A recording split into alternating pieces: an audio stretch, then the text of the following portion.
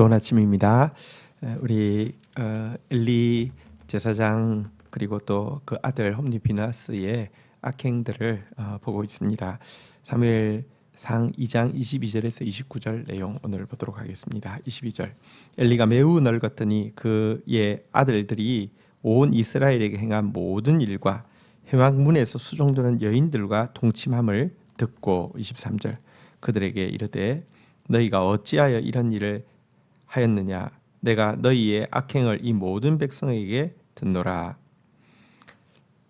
자, 엘리는 이제 많이 늙었고요. 실질적인 제사장의 일은 그의 두 아들 홈리와 비나스가 하고 있었는데요. 근데 이들의 악행이 이제 심지어 이 회막문에서 수종드는 여인들과 동침을 하는 정도에까지 이르게 되었습니다. 여인들을 겁탈하고 하는 일을 하였던 것입니다. 이것은 분명히 이제 이방 종교의 영향을 받은 것이죠.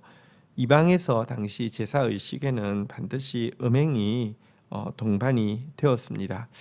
신을 흥분시켜서 비가 오게 하고 축복이 임하게 한다, 그런 저급한 이렇게 메커니즘을 이방 종교들이 가지고 있었는데요. 그래서 신전에는 성창들이 있었죠. 그래서 그런 행위들을 하고 하는데 지금 이제는 이들은 하나님을 알지 못하기 때문에 다 이방 종교에 있는 이런 더러운 습관들을 도입해서 스숨지 않고 행하고 있는 정말 무시무시한 악행을 행하고 있었던 것입니다.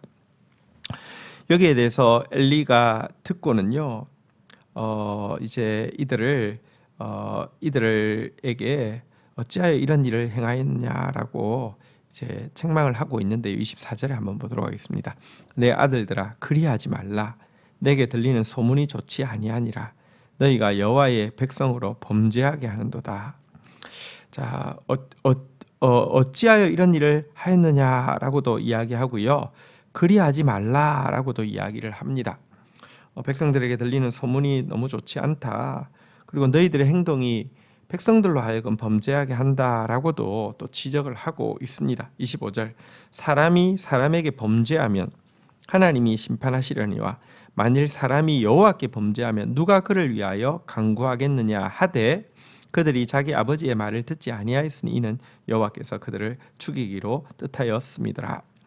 그러면서 사람과 사람 사이에 이렇게 범죄라고 하면 하나님이 심판하시고 혹은 또 중간에 중재자가 중재할 수도 있겠지만 사람이 너희가 여호와께 범죄하면 누가 너희를 위해서 중재해 주겠느냐라고 이렇게 이제 말을 했습니다. 자, 그런데 여러분 어찌하여 이런 일을 행하였느냐 내게 들리는 소문이 좋지 않다. 너희가 여호와의 백성으로 범죄하게 한다. 하나님께 범죄한 것은 누구 중간에서 누가 강구해 줄 수도 없는 일이다라고 말은 맞는 말을 하지만 어조나 행동이 결코 강하지 않음을 보게 됩니다. 또 이들의 마음을 결국은 전혀 바꾸어 놓지 못하였습니다. 사실 여러분 그가 이와 같은 그 자녀 교육에 실패한 데에는요 두 가지 이유를 볼 수 있습니다. 첫 번째는 그가 신앙에서 본이 되지 못했다는 것도 분명합니다. 앞에서도 본 바대로 그 자신이 예배자로 그 자신이 기도하는 사람으로 선 것이 아니었고 그 자신이 영적으로 민감하고 깨어있는 사람이 아니었습니다. 그가 하나님을 섬김에 있어서 좋은 본을 보이지 못하였던 거 분명히 있습니다.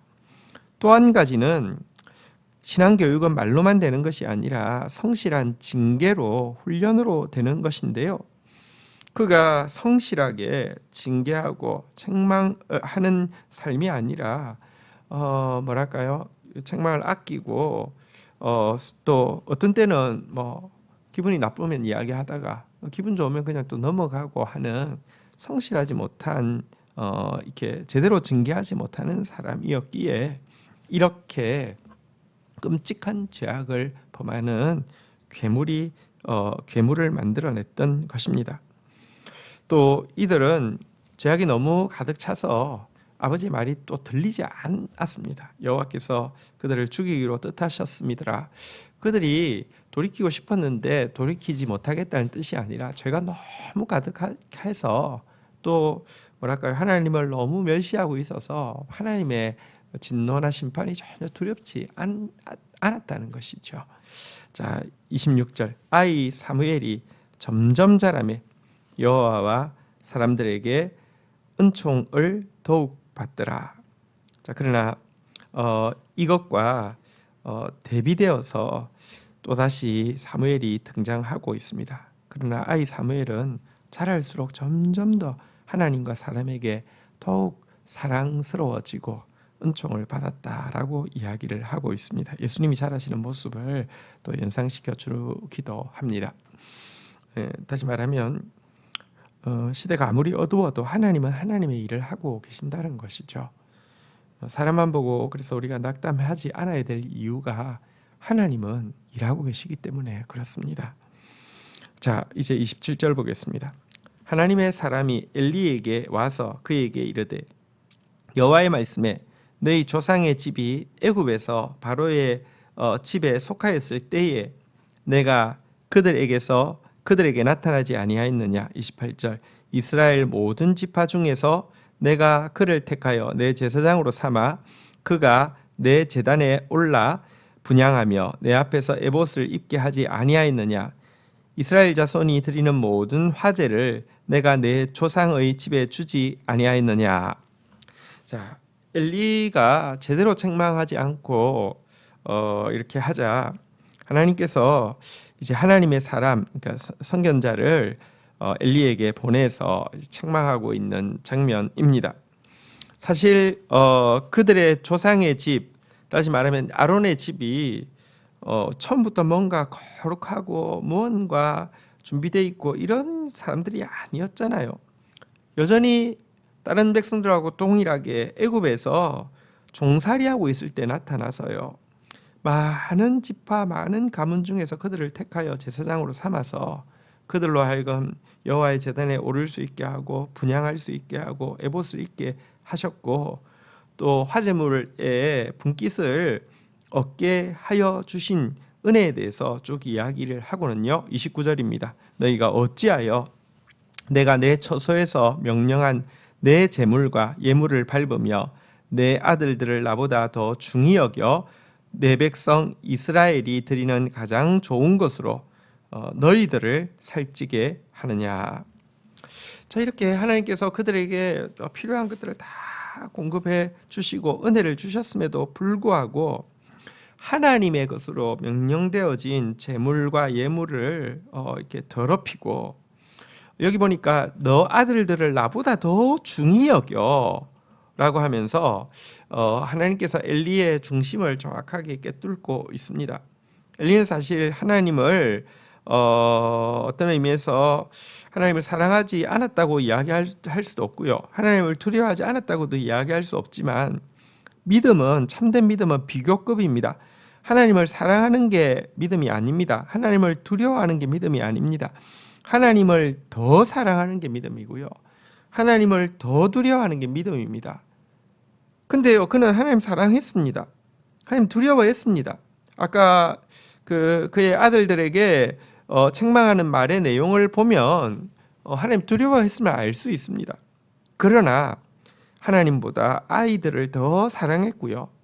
하나님 두려워하는 것보다 사실 아이들이 이렇게 뭐랄까요, 아이들 기분 막 이런 것들을 더 생각을 했던 것입니다. 그래서 하나님께서 공급해 주신 것으로 사실은요, 하나님께 영광 돌리고 하나님께서 공급해 주신 것으로 영혼들을 돌아보아야 되는데 자기 자신만 살찌우는 일을 했다라고 하나님께서 책망하고 있는 것입니다. 근데요, 여기 살쪘다라는 표현이 나오는데 사실 이제 엘리에 대해서 나중에 죽을 때도 살쪘다는 표현이 나올 겁니다. 영적으로 그의 비둔해져 있는 것, 기름이 끼고 둔해져 있는 모습을 사실은 이 표현이 보여주고 있습니다. 하나님 보다 더 사랑하는 게 아이들이었고요. 하나님의 말씀의 이 책망에 대해서는요, 사실은요, 살쪄서 비둔해져서 둔감해져 있었던 것입니다. 사실 이때라도 엘리가 하나님의 선견자가 왔을 때라도 돌이켜서 자녀를 바로 징계했더라면 하나님은 심판의 기회를 주셨을 것입니다. 하나님이 사람을 보내어서 이런 책망을 하시는 것은 죽이고자 함이 위함이 아니라 살리고자 함이고, 버리고자 하기 위함이 아니라 고쳐서 사용하기 위함이기 때문입니다. 만약에 여러분들 이것을 보내실, 이 선견자를 보내실 때 뜻이 아이를 죽이기 위함이라고 하면, 엘리 가문을 폐하기 위함이라고 하며 바로 실행하셨을 터인데요, 뒤에 보면 다시 사무엘에게 동일하게 말씀을 전하게 하시는 것을 보게 됩니다. 심판이 임하는 이유는요, 기회가 충분하지 않아서가 아니라 하나님께서 주신 기회를요, 기회 앞에서도 마음이 둔감해져 있고요, 하나님보다 더 사랑하는 것이 있기 때문에 이 말씀 앞에 돌이키지 않기 때문임도 분명히 알게 됩니다. 오늘 이 악한 홈리와 비느하스의 모습이 우리 안에 없도록, 또 특별히 홈리와 비느하스를 그렇게 망가뜨린 때에 바른 본을 보이지도 못하고 바르게 책망하지도 못했고, 또 하나님보다 더 사랑했고, 그리고 또 영적으로 비둔해져 가지고 살쪄서 기름져서 이 하나님의 책망을 크게 듣지 못했던 엘리의 모습이 더 또 책망받을 일이죠. 그런 모습이 우리 안에는 없는지 또 살피고 돌아보는 저와 여러분들이 되셔야 되겠습니다. 주신 말씀 붙잡고 기도하며 나가도록 하겠습니다. 하나님 감사합니다. 저희들에게 다음 세대를 맡겨주셨습니다. 또 저희에게는 다음 세대라는 소중한 이름도 허락하여 주셨습니다. 하나님, 오늘 엘리가 제대로 된 주님 섬기는 본을 보이지도 못했고, 또 성실하게 훈육하지도 못했으며, 하나님보다 도리어 자기 자녀를 더 사랑했고, 또 하나님의 엄한 책망의 말씀 앞에서도 살쪄서 비둔하여서 두려워하지 않았던 모습도 보게 됩니다. 이런 모습이 저희에게 결단코 없도록 은혜를 베풀어 주시기를 간절히 간구하고 소원합니다. 점점 자라갈수록 더 사랑스러워지고 하나님과 사람들 앞에 은총과 귀중 여김을 받았던 사무엘의 모습, 예수 그리스도의 모습으로 저희들이 성장해가는 사람 되어질 수 있도록 은혜를 베풀어 주옵소서. 작은 일에서도 하나님 말씀대로 하기 위해서 몸부림치며, 또 하나님 섬기기 위해서 하나님의 앞에서 머무르기 위해서 몸부림치는 저희들 되어져서 이 어둠의 시대에 어둠을 더하는 자가 아니라 이 어둠의 시대에 어둠을 걷어내는 빛이 되어질 수 있도록 은혜를 더하여 주옵소서. 예수 그리스도의 이름으로 기도 올립니다. 아멘.